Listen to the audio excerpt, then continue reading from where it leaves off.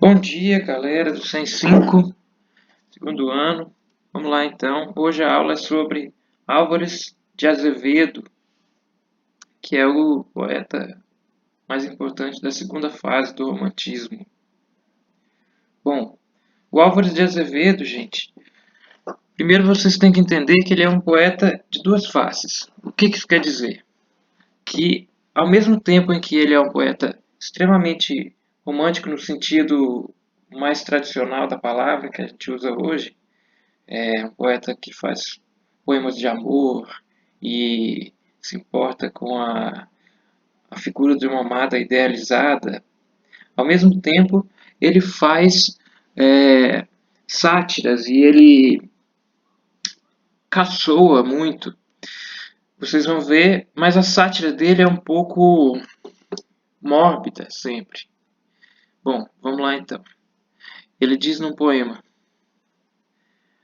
duas almas que moram nas cavernas de um cérebro pouco mais ou menos de poeta escreveram este livro, verdadeira medalha de duas faces.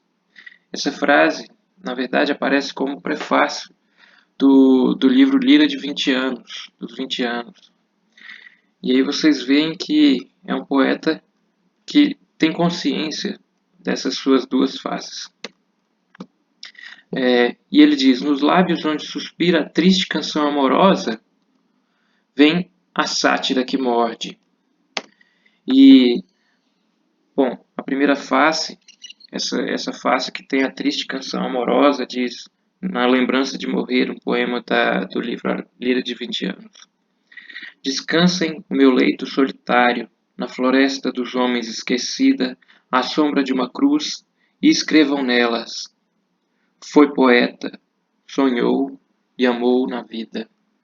Então aí vocês veem essa face de uma pessoa que é fascinada, que é fascinada pelo amor, né? Então na lápide dele está ali escrito que ele sonhou e amou. Isso seria o mais importante. E por outro lado, também em outro poema chamado Spleen e Charutos, ele faz uma gozação, uma sátira da própria morte. Eu morro qual nas mãos da cozinheira, o marreco piando na agonia, como o cisne de outrora que gemendo entre os hinos de amor se enternecia.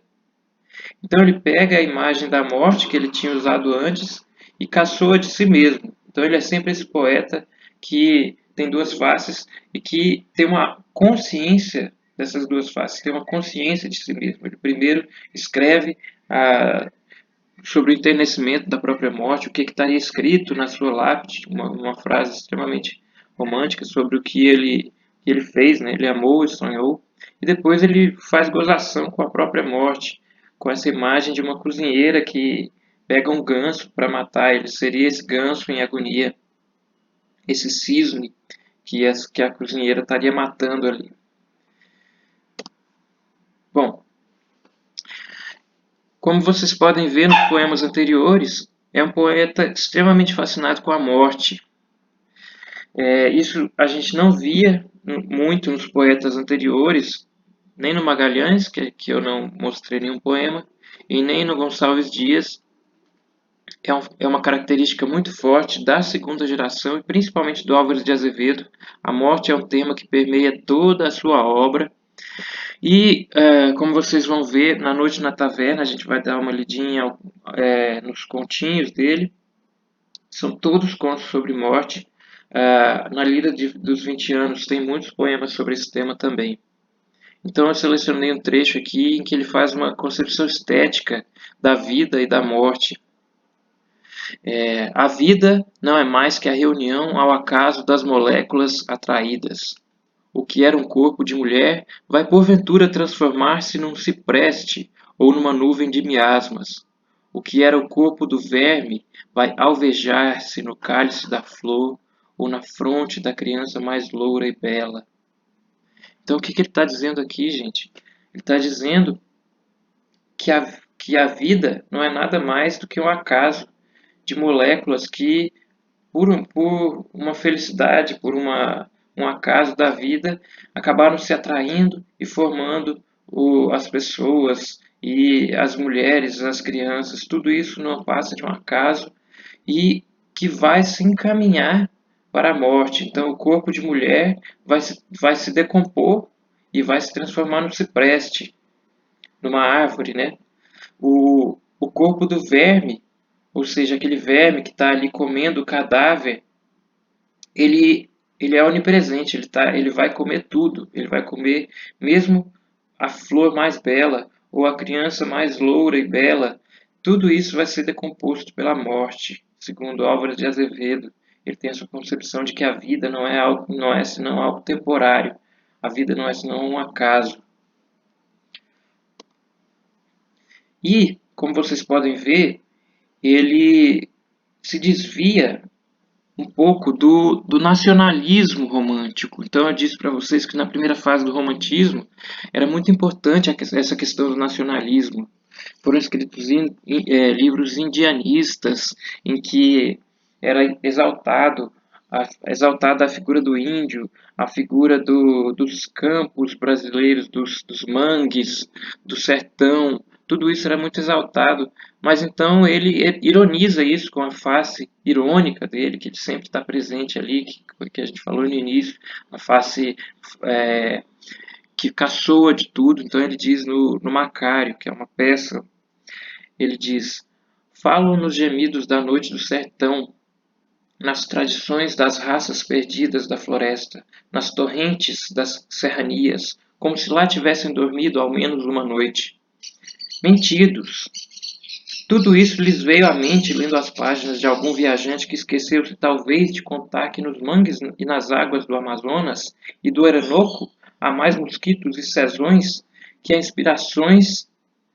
inspiração que na floresta há insetos repulsivos, répteis imundos, que a pele furta cor do tigre não tem o perfume das flores, que tudo isto é sublime nos livros, mas é soberanamente desagradável na realidade.